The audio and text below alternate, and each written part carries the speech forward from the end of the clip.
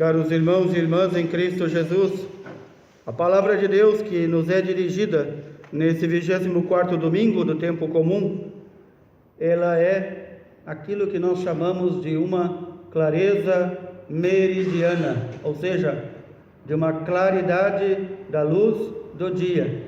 Nem necessitaria que nós a explicássemos. Mesmo assim, temos o dever de fazê-lo. A palavra de Deus nos recorda deste princípio básico: sem o perdão dado por nós a quem nos ofende, não obteremos o perdão da parte de Deus. A coisa é simples e matemática. Recordemos a carta de São Tiago, apóstolo, no capítulo 2, que muito foi meditada o ano passado, no ano da misericórdia. De São Tiago: haverá um juízo sem misericórdia para aqueles que não foram misericordiosos. E diz ainda: a misericórdia vence a justiça. São Tiago está nos dizendo aquilo que hoje nós ouvimos também do livro do Eclesiástico, do Salmo 102, da leitura da carta de São Paulo aos Romanos. O viver para Cristo, nossas ações, portanto, precisam ser ações em Cristo. Não é possível um cristão dizer que vive em Cristo se não perdoa, se já não perdoou, ou se ainda deve o perdão a alguém.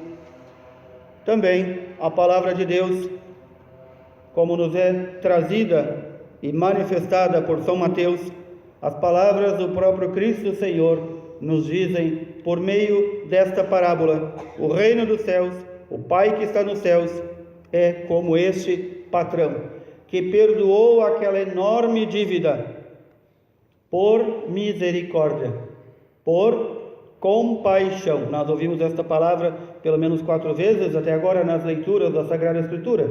Compaixão. Compaixão significa a capacidade de sofrer junto com o outro. Isso é o que significa a palavra compaixão. Portanto, nós somos chamados a ser compassivos, sofrer com o outro.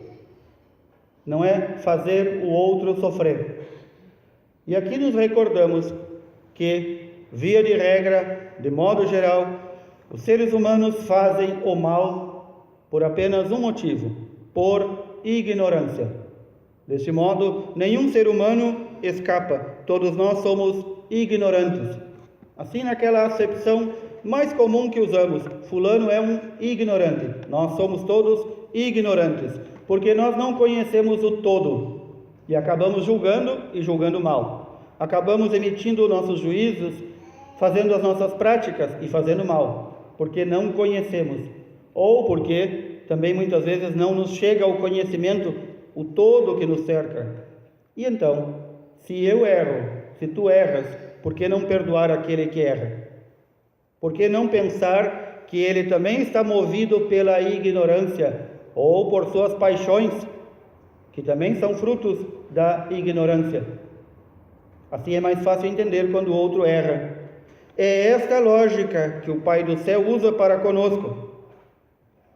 Deus sabe, é o único que sabe, por que nós erramos e por que nós falhamos, e Ele nos perdoa. Mas há uma condição. Essa condição o próprio Senhor Jesus colocou também, quando os discípulos pediram que o Senhor os ensinasse como rezar, como orar.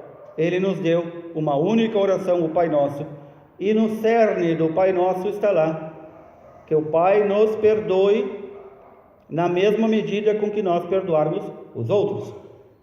Portanto, está a condição. O perdão obtido de Deus é proporcional ao perdão dado aos outros. Se eu não perdoo, não receberei perdão de Deus. E aqui se distingue entre aquele que realmente é cristão e aquele que não é, mas que gostaria de ser e ainda está a caminho.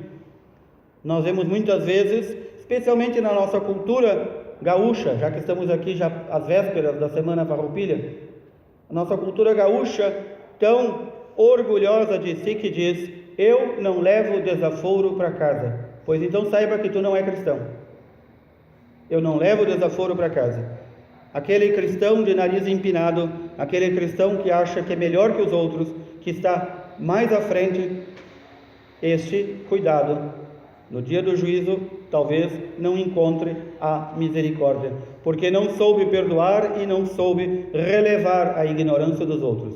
Aqui vem também um conselho da palavra de Deus, que diz São Paulo, é conselho, mas também é ordem.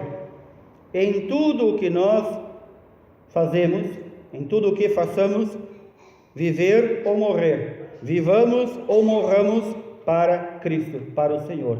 Nos preparemos para este dia de encontro pessoal com o Senhor, no qual deveremos apresentar as nossas obras, mãos vazias, mãos cheias. Qual a obra? Obra de palha, como diz São Paulo, ou obra de ouro? Qual é a obra que vamos apresentar ao Senhor? Acima até das nossas obras está a obra de caridade para com o outro. Por isso São Tiago, de quem falava no início, diz claramente, a misericórdia, ela suplanta a justiça. Deus, pela sua justiça, teria bem claro, nós todos estamos condenados.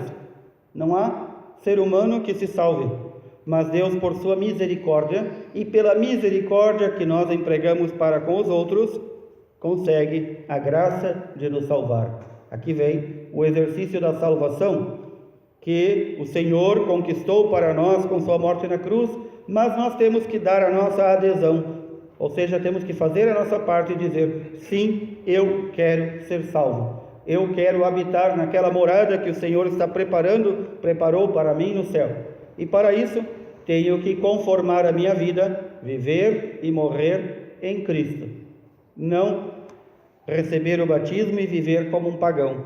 Aliás, a palavra de Deus nos fala, no livro do Eclesiástico, a primeira leitura que ouvimos, que até mesmo o pecador, procura não guardar a raiva, não guardar a injustiça, não guardar o rancor, até mesmo o pecador. Neste contexto do Antigo Testamento, o pecador é todo aquele que não faz parte daqueles que servem a Deus, ou seja, o pagão. Se até os pagãos perdoam, porque nós que somos filhos do Deus perdão, não perdoamos. É claro que muitas vezes nós temos um coração endurecido, o famoso coração de pedra, e é isso que devemos rogar, especialmente no dia de hoje, que Deus transforme esse coração de pedra em coração de carne, em coração de humano, sermos humanos, e então poderemos ser bons, corretos seguidores de Cristo. Mais ainda, diz o Eclesiástico, se alguém guarda raiva contra o outro, como poderá pedir a Deus a cura? Os consultórios de psicólogos e psiquiatras estão lotados de gente que não perdoa, de gente que é a eterna vítima. E então o que fazem eles, especialmente os psiquiatras, entopem as pessoas de remédio para ficar alienados deste mundo. Mas no fundo do ser humano há aquela raiva, há aquele ressentimento, há aquele ódio, há aquela falta de perdão contra quem me fez mal lá no passado. E então aqui nós vemos que já não há mais seres humanos inteiriços, em peça única. São pessoas fragmentadas que a vida inteira vão arrastar aquelas consequências da sua infância ou da primeira infância, ou ainda da vida lá na gestação, em que vai a vida inteira repetir, pobrezinho de mim, meu papai não gostava de mim, minha mamãe não gostava de mim. Nós já somos adultos, vivamos como adultos, perdoemos. Se nós não perdoarmos todos aqueles que nos fizeram mal, ou nos desejaram mal, ou fizeram algo contra nós, não obtemos a cura. E tantas vezes se fala desta cura espiritual, que é também a cura da nossa psique, ou seja, da nossa alma, do nosso ser. A cura vem a partir do momento em que eu começo a perdoar. Enquanto eu não perdoo de coração, não há a cura, não há a mudança. A pessoa torna-se e avoluma cada vez mais em si o ressentimento, o coitadismo, a mania de que é desprezado e não é amado por todos. Nós não somos felizes nessa terra sendo amado por todos. Nem aquele que é mais amado por todos conseguiu e consegue ser feliz, e não há ser humano que é amado por todos. Mas nós sim, cada um de nós, tem o dever de amar a todos. Mas não esperemos contrapartida. A única contrapartida que nós sabemos que temos, imerecidamente, é da parte de Deus, que nos ama, apesar de saber como somos, que nos perdoa, apesar de saber que pouco valemos. Portanto, aqui, a clave, a chave do dia é lembrarmos: a misericórdia que exercemos para com os outros é condição essencial para recebermos a misericórdia do Senhor. Estas três qualidades, que não se esgotam, mas são realçadas no dia de hoje, no Salmo 104, nos dizem que o Senhor é bondoso, compassivo e carinhoso.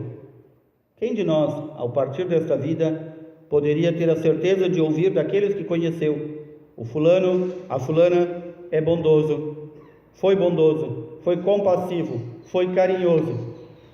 Muitas vezes nos preocupamos em ser dedicados a muitas coisas. Morre uma mãe e os filhos o que se recordam? Sempre lavava as nossas roupas, sempre fazia a nossa comida. Mas ela era bondosa para com todos? Ela era compassiva para com todos? Ela era carinhosa para com todos ou apenas para os seus? Nós devemos procurar ser, como Deus, bondosos, compassivos e carinhosos para com todos, sem o qual não obteremos a misericórdia do Senhor. Diz ainda que o Senhor, Ele não fica vendo as nossas queixas, o nosso rancor, as nossas faltas, não nos trata conforme mereciam as nossas culpas e as nossas faltas. Por quê? Porque Ele é bondoso, carinhoso, compassivo. O Senhor quis ser compassivo. Enviando o seu Filho, Ele tornou-se um de nós. Ele sofreu conosco, por nós e para nós. E assim também nós devemos procurar viver no Senhor, para bem morrermos no Senhor. Dá-me um prazo, diz este empregado que recebeu o perdão. Dá-me um prazo e eu te pagarei. Qual é o prazo que temos para pagar ao Senhor tanto bem que Ele nos faz, que Ele nos fez? Prazo é esta vida que recebemos. Não esperemos depois. Depois já não há mais como pagar. É nesta vida que nós temos como ser reconhecidos ao amor de Deus. Depois só nos resta, se não formos misericordiosos, o inferno; se tivermos sido misericordiosos, o céu; ou sermos metidos na prisão, o purgatório, até pagarmos a nossa dívida. Não esperemos para o final da nossa vida. Façamos já agora este propósito de perdoar sempre. Para nós, seres humanos, é muito difícil perdoar. Todos nós nascemos com essa marca do ressentimento. Mas o Senhor não ordena coisas impossíveis. Se Ele diz que nós devemos fazer, é porque é possível fazermos. E é possível, especialmente se nós pedirmos a graça dEle para perdoar. Perdoar e esquecer aquilo que foi perdoado. Dizer eu perdoo, mas não esqueço, é como o cachorro que morde a mão do seu dono, esperando depois ganhar alguma coisa. De novo, perdoar e esquecer. Colocar no coração de Deus este perdão. Que assim o Senhor nos ajude. Louvado seja nosso Senhor Jesus Cristo.